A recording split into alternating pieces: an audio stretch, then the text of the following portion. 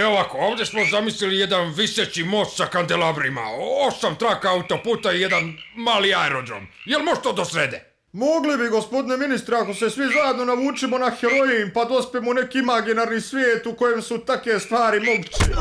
A ne volim bre kad se ljudi tako predaju. Čim vidim malodušnost, odmah dobijem osipo ko i onda moram ceo da mažem kolomazom da ne škripim ko dresina kad hodam. Šta bre hoćeš? Ja i ti? Sram te bilo bre, kako lažem, kakve veze imam ja? Dobro drugovi, koliko vas ima ovdje? Računajući nas trojica. Ovde je sve neki mudraci. Odmah sam ih osjetio po tome što mi gljivično oboljenje napalo na neprirodno zakrivljenje na nervnoj bazi. No nemoj bre da lažeš bre, prvi put te vidim u životu bre, nemam veze bre nikakve. Ajde sad pusti drugaricu ovcu na miru. Pa nije normalna žena uopšte bre, evo ja se prijavljujem da joj budem sponzor lečenja. Nego, šta vi drugovi imate od alata? Ja imam akvarel četkicu i žicu za mučenje šlaga. Pa šta ti fali onda? Ljudi bre sa akvarel četkicom oslikali Sikstinske kapele bre. Ti ne možeš da opraviš parče jebenog puta i mali aerodrom kad te čovek lepo pita. Stvarno mi od besa sva krv ode u pa padnem u nesvest.